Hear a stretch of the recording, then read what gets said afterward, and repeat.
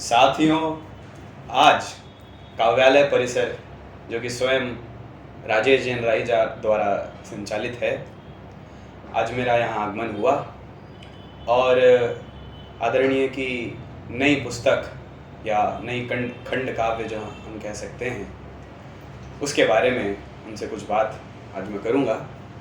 तो सबसे पहले मैं राही जी का बहुत बहुत स्वागत करता हूँ इस साक्षात्कार में। ज़ोरदार तालियों के साथ। सबसे पहले तो मैं हमारे युवा कवि साथी अवनीश पाठक सूर्य का स्वागत करता हूं और धन्यवाद देता हूं। आज आप काव्यालय परिसर में पधारे और आज आपका मन हुआ कि प्रभु श्री राम चरित पर जो मैंने काव्य लिखा है, रग रग में है राम के नाम से, उस पर कुछ चर्चा करें। बहुत ही खुशी और प्रसन्नता की बात है। संग्रह प्रकाशित होकर मुझे मिल गया है और जल्द ही प्रभु श्री राम की कृपा से, आप सबकी शुभकामनाओं से उस कृति का विमोचन होगा उचित अवसर पर। राही जी, सर्वप्रथम मैं आपसे कुछ सवाल पूछना चाहता हूँ। हाँ, स्वागत है। कि आपको ऐसा क्यों लगा कि आपको फिर से एक रामचरित रचना चाहिए? देखिए, प्रभु श्री राम जो हैं, भारतीय जनमानस में रग रग में और कण कण में व्याप्त हैं। प्रभु श्री राम से के चरित्र से कोई अपरिचित हो ऐसा नहीं है। ये बात भी सही है कि आज की जो युवा पीढ़ी है वो प्रभु श्री राम के चरित्र के विविध प्रसंगों को बहुत गहराई से नहीं जानती है। महाकवि गोस्वामी तुलसीदास जी ने रामचरितमानस जो लिखी वो प्रायः सभी घरों में मिलती है और रामचरितमानस का पाठ भी प्रायः घरों में होता है। रामचरितमानस जो महाग्रंथ महाकवि गोस्वामी तुलसीदास जी ने लिखा है वो अवधी भाषा में लिखा गया है। उसमें चौपाई और दोहे और कुछ संस्कृत के श्लोक भी हैं। अवधी भाषा होने के कारण युवा पीढ़ी उसे एक बार में पढ़कर पूरी तरह से समझ नहीं पाती। अर्थ भावार्थ पढ़ने से स्पष्ट हो जाता है।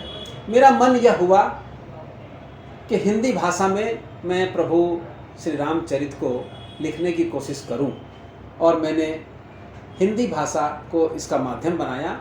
मेरा यह मन था कि हर आयु वर्ग के लोग आसानी से प्रभु श्री रामचरित की गहराइयों को समझ सकें।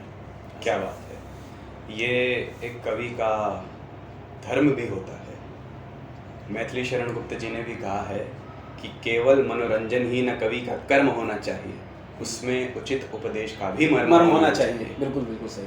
तो ये एक आदर्श कवि की पहचान है कि वो मनोरंजन के साथ साथ उपदेश भी दे। मैं और एक सवाल पूछना चाहूँगा आपसे। जो आपकी खंड काव्य है वो किस विधा में है? अनेक विधा होती है हिंदी में। बिल्कुल। तो ये किस विधा में है? आपने मैथिली शरण गुप्त का जिक्र किया। जी जी। तो मैथिली शरण गुप्त जी की ही दो पंक्तियां मुझे याद आती हैं। स्वागत है सर। कि राम तुम्हारा चरित स्वयं ही काव्य है, बिल्कुल। कोई कवि हो जाए सहज संभाव्य है। क्या बात है! यूँ तो हिंदी काव्य में विविध विधाओं में लिखा जा सकता है। बहुत अच्छी अच्छी विधाएं हैं, जैसे दोहा है, चौपाई है और छंद भी अनेक प्रकार के हैं। मैंने अपने लेखन के लिए घनाक्षरी छंद को चुना है, जो वार्णिक छंद है। इसमें 8-8 और 8-7 का वर्ण क्रम रहता है। मैंने घनाक्षरी छंद को चुना क्योंकि घनाक्षरी छंद सहज संप्रेषित होने वाला प्यारा छंद है और मंचों पर बहुत लोकप्रिय है। और युवा पीढ़ी, मैं ऐसा समझता हूँ कि इस छंद को सुनकर और ही अधिक मन लगाकर प्रभु श्री रामचरित को समझने का प्रयास करेंगे। इसीलिए मैंने घनाक्षरी छंद को चुना है। घनाक्षरी छंद तो मेरा प्रिय छंद है, ये इसमें कोई दो मत नहीं है। श्री राम पर बहुत से कवियों ने अपनी पुस्तकें रची हैं। बिल्कुल बिल्कुल। रामचरितमानस तुलसीदास जी द्वारा, केशव दास जी द्वारा श्री रामचंद्र का, वाह वाह, और बहुत सारे। तो आपने किस पुस्तक को आधार बनाया कि इस पुस्तक के आधार पर मैं अपना पुस्तक रचूंगा, मैं अपनी रचनाएं रचूंगा? मैंने महाकवि गोस्वामी तुलसीदास द्वारा रचित महाग्रंथ रामचरितमानस को अपने लेखन का आधार बनाया। और अभी जो कोरोना का विषम दौर देश में गया, उस दौरान मैंने प्रतिदिन 4-5 पृष्ठ रामचरितमानस के पढ़े और उसको मैंने एक छंद में ढाला। मेरी कृति रग रग में है राम, इसमें 109 छंद हैं। क्या बात है, एक बार जोरदार तालियां हो जाए सभी की। और 7 अध्यायों में मैंने भी यह पुस्तक लिखी है, यह ग्रंथ, यह काव्य मैंने लिखा है। मैंने चूँकि छत्तीसगढ़ की धरती से मैं हूँ और छत्तीसगढ़ के रायपुर शहर से बात कर रहा हूँ। रायपुर प्रभु श्री राम का ननिहाल है, माता कौशल्या का जन्म स्थान है। प्रभु श्री राम ने अपने वनवास काल के बहुत सारे वर्ष छत्तीसगढ़ में बिताए। मैंने छत्तीसगढ़ में प्रभु श्री राम का जो वनवास काल के दौरान जो प्रवास हुआ, उन प्रसंगों को भी उल्लेख करते हुए 6-7 छंद छत्तीसगढ़ में श्री राम पर भी मैंने लिखे हैं। ऐसा मेरा प्रयास था कि छत्तीसगढ़ न छूटे, क्योंकि छत्तीसगढ़ की पावन धरती में मैं चूँकि मेरी कर्म भूमि है, इसीलिए मेरी यह कोशिश रही। ये बहुत अच्छी बात है कि आपने छत्तीसगढ़ को भी इसमें लाया है, इसमें श्री रामचंद्र जी के इस चरित्र पे आपने उसको लाया है। और सबसे बड़ी बात तो ये है कि आपने श्री राम को पुनः जन जन तक पहुंचाने का एक प्रयास किया है। ये बहुत अच्छी बात है। और ऐसा कहते हैं कि हरि अनंत, हरि कथा अनंता। तो मैं आपके इसी काव्यखंड के कुछ छंद सुनना चाहूँगा, इच्छुक हूँ। बिल्कुल, मेरे लिए बहुत ही सौभाग्य की बात है, खुशी की बात है। प्रस्तुत कृति रग रग में है राम की भूमिका प्रख्यात भाषाविद, संगीतज्ञ, कवि, प्रख्यात साहित्यकार डॉक्टर चित्तरंजन कर जी ने लिखी है। और रांची विश्वविद्यालय के हिंदी विभाग के पूर्व अध्यक्ष आदरणीय प्रोफेसर जे.बी. पांडे जी ने अपने कीमती विचारों से पुस्तक को सम्मानित किया है, पुस्तक को प्रतिष्ठा प्रदान की है। और राम कथा मर्मज्ञ, मानस मर्मज्ञ, हनुमान भक्त परम पूज्य पंडित विजय शंकर जी मेहता ने मुझे अपना शुभाशीष दिया है। वाह। माँ सरस्वती को स्मरण करते हुए प्रभु श्री राम के श्री चरणों में मैं आप सबकी पावन उपस्थिति में पहला छंद प्रस्तुत करना चाहता हूँ। स्वागत स्वागत। कि मात वागेश्वरी का हो सर पर हाथ मेरे, मात वागेश्वरी का हो सर पर हाथ मेरे, राम का चरित्र प्यारा मैं भी लिख पाऊंगा। आहा, क्या बात है। और लक्ष्मण की कृपा के पुष्प यदि खिल जाएं, वाह। लक्ष्मण की कृपा के पुष्प यदि खिल जाएं, लक्ष्य पर परचम में भी लहराऊंगा। वाह, क्या बात है। और मात जानकी का नेह साथ मेरे रहा यदि, कर्ज मातृभूमि वाला कुछ तो चुकाऊंगा।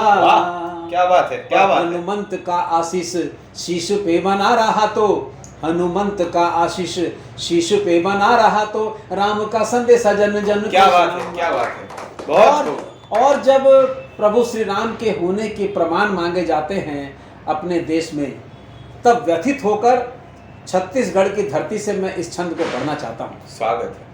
कि रग रग में है राम, पग पग पे है राम, राम का प्रमाण पूछ देश न लजाइए। वाह वाह वाह। कि रग रग में है राम, पग पग पे है राम, राम का प्रमाण पूछ देश न लजाइए। शबरी के भाव में है, केवट की नाव में है, शबरी के भाव में है, केवट की नाव में है, राम देखने हो आप खुद को जगाइए। क्या बात है। और राम संस्कार में है, आपस के प्यार में है, भरत सरीखे आप भाई बन जाइए। और राम सुप्रभात में है, राम मीठी बात में है, राम सुप्रभात में है, राम मीठी बात में है, राम राम बोल जग अपना बना। क्या बात है। देखिए, प्रभु श्री राम का जन्म होता है और पूरे देश में खुशियों के ढोल बजने लगते हैं। अवध में प्रभु श्री राम का जन्म होता है। राम जन्म का छंद आपको सुनाता हूँ। स्वागत है।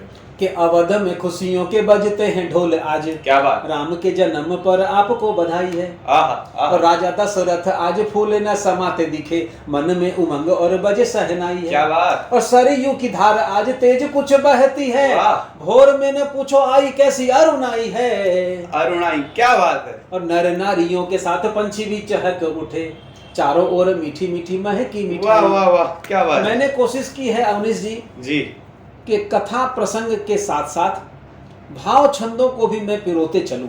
आवश्यक है। बहुत सारे भाव छंद मैंने लिखे और कहानी को, कथा को भी आगे बढ़ाया।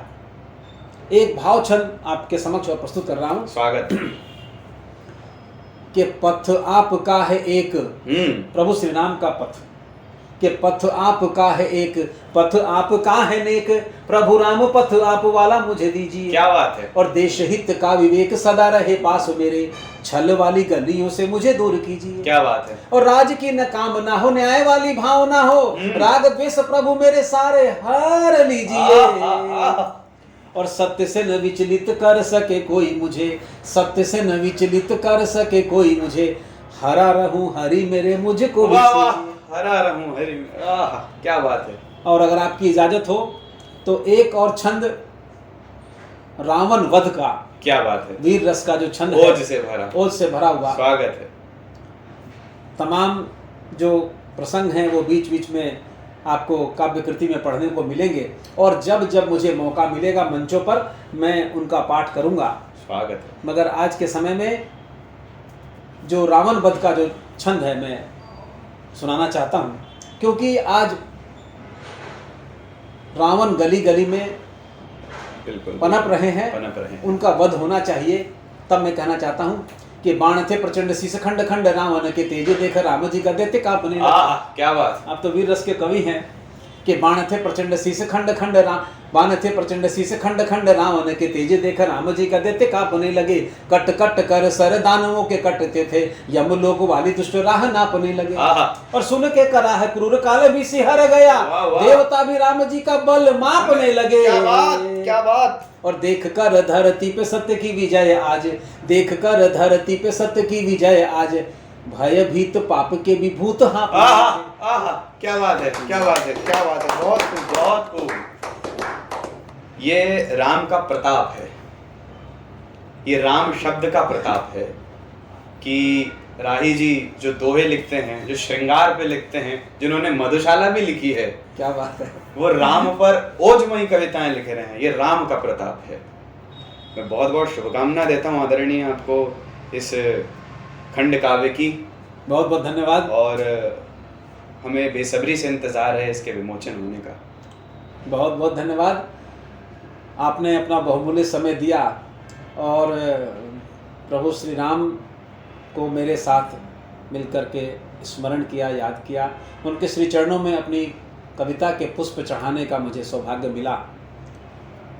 प्रभु श्री राम से हमें अच्छा पुत्र, अच्छा भाई, अच्छा पति और तमाम रिश्ते कैसे निभाए जाते हैं, अच्छा मित्र बनने की प्रेरणा मिलती है।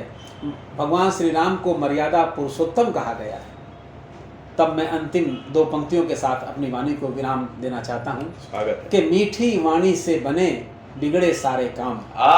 मीठी वाणी से बने बिगड़े सारे काम, दिल में रखकर हिंद को बोलो जय श्री राम। जय हिंद।